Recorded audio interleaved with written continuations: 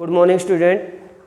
आज जो अपना टॉपिक है, जैसे कि आपको पता है कि +2 क्लास का हिस्ट्री का लेसन नंबर 3 अपना चला हुआ था।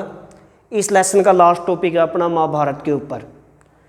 जैसे कि हम जानते हैं कि इस काल के जो ऐतिहासिक रूप से स्रोत हैं, चाहे वो आर्थिक, सामाजिक, राजनीतिक, धार्मिक परिस्थितियों के बारे में जो जानकारी देते हैं, उनमें इस काल में जो रचित साहित्य था उसकी भी महत्वपूर्ण भूमिका है।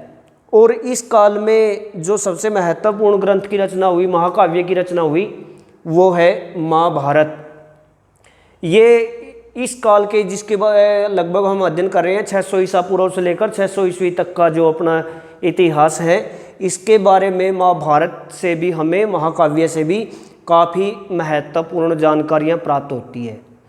जो महाभारत है ये एक महान महाकाव्य है और इसका जो सामान्य परिचय है, जो अधिकतर इतिहासकार हैं उनका मानना है कि इस ग्रंथ की जो रचना है वो लगभग 500 ईसा पूर्व से लेकर 500 ईस्वी तक लगभग 1000 वर्षों के दौरान हुई। हालांकि इस महाकाव्य का जो रचनाकार है इसको वेद व्यास जी को माना जाता है, लेकिन इतिहासकार क्योंकि इतने विशाल ग्रंथ होने के कारण, महाकाव्य ग्रंथ होने के कारण, किसी एक लेखक को इसका रचनाकार नहीं मानते, क्योंकि अलग अलग समय के दौरान अलग अलग लोगों ने जो अलग अलग कथाएं थी, दंत कथाएं थी, कहानियां थी, वो इसमें जोड़नी शुरू कर दी।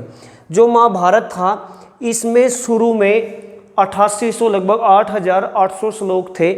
बाद में श्लोकों की जो जैसे जैसे समय बीतता गया, जो ब्राह्मण थे या जो अन्य लेखक थे उन्होंने चीज़ों को जोड़ना शुरू कर दिया। बाद में इस ग्रंथ में लगभग 24,000 श्लोक हो गए।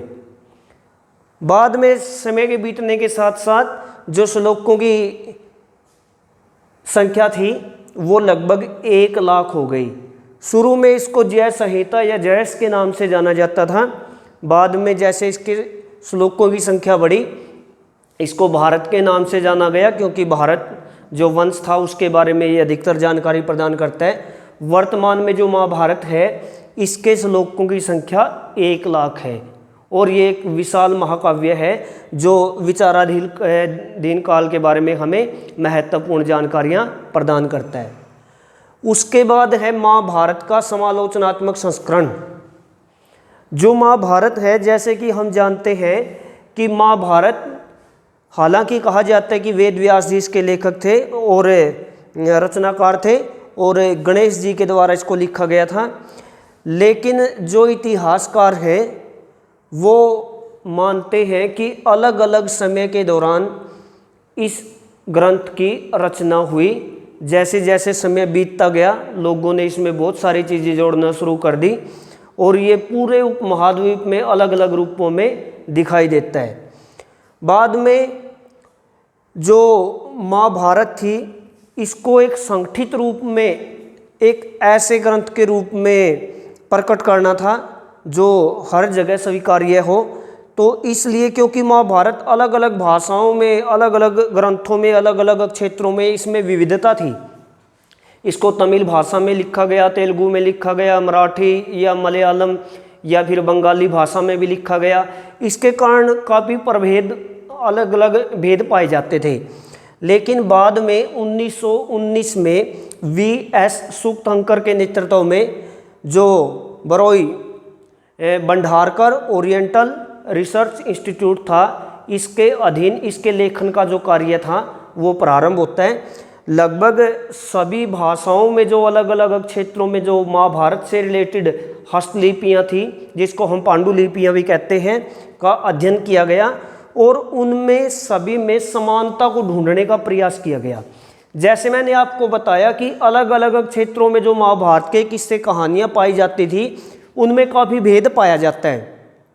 यदि आप तमिलनाडु में बात करोगे तो उसमें कुछ अलग करैक्टर दिखाई देते हैं, बंगाल में कुछ कहानियों को अलग तरह से पेश किया जाता है। इसलिए ताकि इन सभी चीज़ों को जोड़कर एक ऐसा ग्रंथ तैयार किया जाए जिसमें समानता के ऊपर आधारित हो। बाद में अलग अलग भाषाओं के जो भी ग्रंथ थे उनकी हस्तलिपियाँ, जो पांडुलिपियाँ था, उनका अध्ययन करने के बाद जो समान अंश थे, जो उत्तर से दक्षिण तक या पूर्व से पश्चिम तक समान अंश थे महाभारत के, उनको जोड़ा गया और बाद में महाभारत की रचना हुई, जो ग्रंथ आज हमारे सामने प्रस्तुत है। इस ग्रंथ के लगभग वर्तमान में जो महाभारत है इसको 13,000 पृष्ठों में लिखा गया।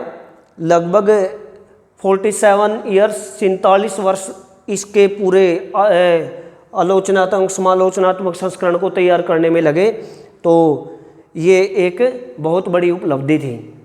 उसके बाद है भाषा। जो महाभारत है, जैसे कि हम जानते हैं कि ये एक प्राचीन ग्रंथ है, तो इस महाकाव्य की जो भाषा है वो संस्कृत है। हालांकि जैसे कि संस्कृत वेदों में पाई जाती है, पुराणों में पाई जाती है, काफ़ी जटिल प्रकार की संस्कृत पाई जाती है, मुश्किल संस्कृत पाई जाती है, लेकिन जो महाभारत की भाषा संस्कृत है वो काफ़ी सरल है।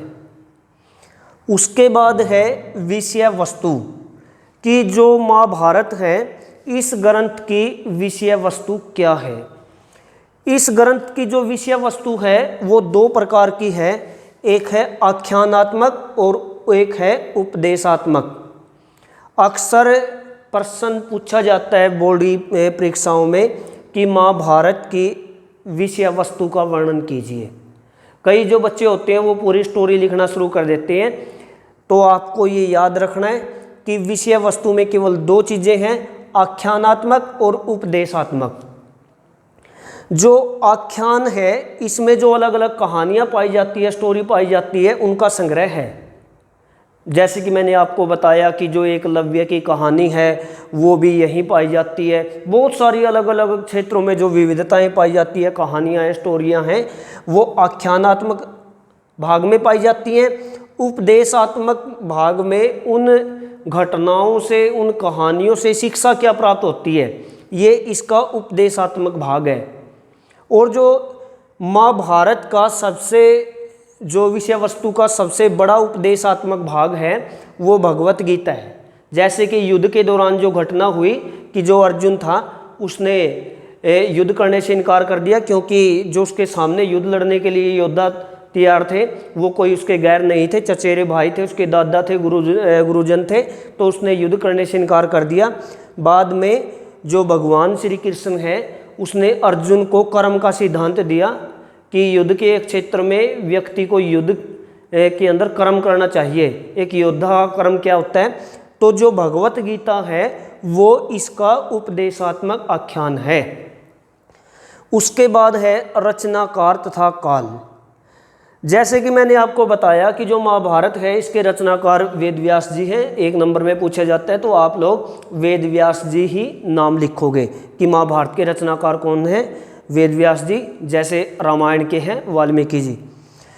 तो और इसका काल, जैसे काल के बारे में हमने पहले भी बताया कि जो महाभारत है कि इसके लिखने का जो काल था, शुरू में जो महाभारत थी वो एक प्रकार से एक पीढ़ी से दूसरी पीढ़ी तक मौखिक रूप से हस्तांतरित होती थी कि लोग सुनाते जाते थे अपने बच्चों को, आगे वो उनको सुनाते थे। तो इस प्रकार से ये कहानी के रूप में आगे चलती जाती थी। लेकिन इतिहासकारों का मानना है कि इसकी रचना लगभग 1250 के आसपास शुरू हुआ इसका लिखने का कार्य, जो भी प्राचीन हस्तलिपियाँ थी, और लगभग 19वीं सदी तक चला। लेकिन इस काल के महाभारत के, जैसे मैंने आपको बताया कि आगे जैसे शुरू में इसमें केवल 8,800 श्लोक ही थे, बाद में श्लोकों की संख्या 24,000 हुई, और बाद में जो श्लोक थे वर्तमान में वो 1 लाख तक पहुंच गए। तो इसका मतलब है कि सारे जो श्लोक थे वो वेद व्यास जी ने तो लिखे नहीं, तो इसलिए अलग अलग समय के दौरान अलग अलग लोगों ने इस ग्रंथ के अंदर, इस महाकाव्य के अंदर अपने अपने जो भी उनके श्लोक थे या जो घटनाएं थी, विवरण थे, वो जोड़ने शुरू कर दिए। तो इसमें मुख्य रूप से 3 लोग शामिल थे, चारण, भाट व सूत। महाभारत काल में सूत कहा जाता था, या जो राजपूत काल था या वीरगाथा काल था उसमें चारण अथवा भाट होते थे। चारण अथवा भाट कौन लोग होते थे? ये वो लोग होते थे जो अक्षत्रियों के साथ या योद्धाओं के साथ रणभूमि में जाते थे और रणभूमि में जो बहादुरी के कारनामे किए जाते थे, जो बहादुरी का प्रदर्शन किया जाता था, वो उसको लिखने का काम करते थे और अपने राजा या अक्षत्रिय या जो सरदार या मुखिया जो भी होता था जिसके अधीन वो कार्यरत रहते थे उसकी वीरता का वर्णन करते थे। इनको चारण अथवा भाट कहा जाता था। मुख्य रूप से राजपूत काल की एक प्रमुख विशेषता है, जो राजपूत थे वो युद्ध प्रिय थे, युद्ध लड़ते थे, चारण भाट उनके साथ जाते थे और बाद में वो उनके द्वारा जो बहादुरी का प्रदर्शन किया जाता था उसको लिखने का प्रयत्न करते थे। जैसे कि आप देखते हैं कि पृथ्वीराज जो चौहान था उसका जो जीवन इतिहास है बाद में जो उसका चारण भाट था चंद्रबरदाई उसके द्वारा लिखा गया। तो महाभारत की विशाल ग्रंथ की रचना में चारण भाट अथवा जो सूत लोग थे इनकी महत्वपूर्ण भूमिका थी। उसके बाद है ऐतिहासिकता की खोज।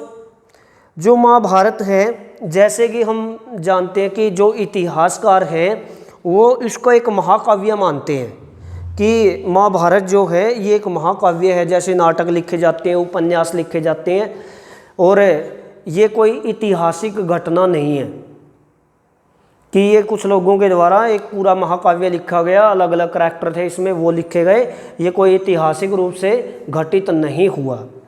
लेकिन बाद में इसकी ऐतिहासिकता की खोज करने का प्रयास किया गया, क्योंकि इस ग्रंथ में जो अलग अलग क्षेत्रों का वर्णन हुआ, अलग अलग शहरों का वर्णन हुआ, तो इन सभी चीज़ों की खोज करने का प्रयास किया गया। सबसे प्रमुख था हस्तिनापुर। जैसे कि हम जानते हैं कि हस्तिनापुर जो थी वो कौरवों की राजधानी थी, या हम कहें कि इस पूरे साम्राज्य का एक महत्वपूर्ण नगर था।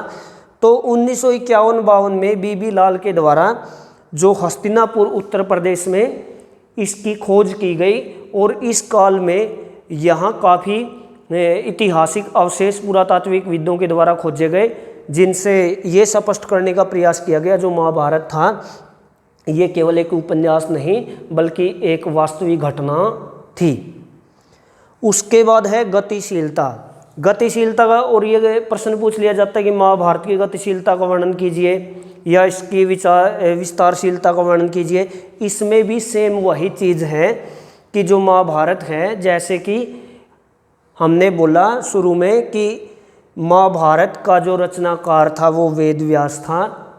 शुरू में इसकी श्लोकों की संख्या 8800 थी, बाद में समय बीतने के साथ साथ 24,000 हुई और वर्तमान में इसके श्लोकों की संख्या 1,00,000 है। तो गतिशीलता का मतलब है समय के साथ साथ परिवर्तन होते चले जाना, कि जो महाभारत है वो किसी एक काल में या किसी एक समय में किसी एक लेखक के द्वारा नहीं लिखा गया। अलग अलग समय के दौरान, अलग अलग कालों के दौरान, अलग अलग लेखक के द्वारा अलग अलग क्षेत्रों में इस ग्रंथ के अंदर घटनाओं को जोड़ते चले गए और बाद में हमारे सामने एक विशाल ग्रंथ सामने आया। तो ये है महाभारत की गतिशीलता। बड़ा इंपॉर्टेंट प्रश्न है, ये प्रश्न पूछा जाता है कि महाभारत की विषय वस्तु का वर्णन कीजिए या महाभारत का सामान्य परिचय दीजिए, इसके काल के बारे में बताइए, रचनाकार, या सबसे इम्पोर्टेंट है विषय वस्तु और गतिशीलता। सबसे जो कंफ्यूज होते हैं बच्चे वो विषय वस्तु में होते हैं। कई बार विषय वस्तु में बच्चे पूरी महाभारत की स्टोरी लिखना शुरू कर देते हैं, पूछा जाता है 2 नंबर में, 2 नंबर में पूछा जाता है और पूरी महाभारत की, और वो 3-4 सीट भर देते हैं और वो प्रश्न भी गलत होता है और समय जो है वो भी नष्ट होता है। तो आपको पता होना चाहिए विषय वस्तु में आख्यान तथा उपदेशात्मक है। आख्यान में जो भी महाभारत के अंदर कहानियाँ हैं, घटनाएँ हैं, उनका विवरण है, उनका संग्रह है। उपदेशात्मक उन कहानियों से क्या शिक्षाएं मिलती हैं या उन कहानियों घटनाओं के माध्यम से समाज के अंदर या आचार विचार जो भी होते हैं, व्यवहार होता है, उसको एक सही दिशा देने का प्रयास किया जाता है। तो उपदेशात्मक जैसे भगवत गीता कि एक व्यक्ति को क्या कर्म करना चाहिए, युद्ध भूमि में एक व्यक्ति का उचित कर्म क्या है कि वो एक तटस्थ होकर युद्ध लड़े। तो भगवत गीता जो है इसका सबसे बड़ा उपदेशात्मक खंड है। उसके बाद इसके रचना काल कार तथा काल जैसे चारण भाटों के द्वारा लिखा गया इसको ऐतिहासिकता की खोज और गतिशीलता। दूसरा जो अपना विषय वस्तु के बाद जो दूसरा इसका महत्वपूर्ण टॉपिक है वो है हेडिंग है गतिशीलता। कि महाभारत किसी एक काल में रचित नहीं हुआ, अलग अलग समय के दौरान अलग अलग लोगों ने इसकी रचना की, अलग अलग क्षेत्रों में घटनाएं, अलग अलग दंत कथाओं को, कहानियों को जोड़ा गया और इतना विशाल ग्रंथ हमारे सामने आया। ये है इसकी गतिशीलता कि पिछले लगभग 2-2.5 सालों के दौरान इसमें लोग चीज़ों को जोड़ते चले गए। ये बिल्कुल नहीं कहा जा सकता कि कोई एक लेखक ही इतने विशाल ग्रंथ का रचनाकार होगा। तो ये है इसकी गतिशीलता। जो लेसन नंबर 3 अपना जो हिस्ट्री का था वो आज कंप्लीट हो गया और लेसन नंबर जो 4 है वो शुरू हो जाएगा। तो आप अच्छे से तैयारी कीजिए, पढ़ना शुरू कर दीजिए। जब तक स्कूल नहीं लगते आप सेल्फ स्टडी कीजिए। Thank you.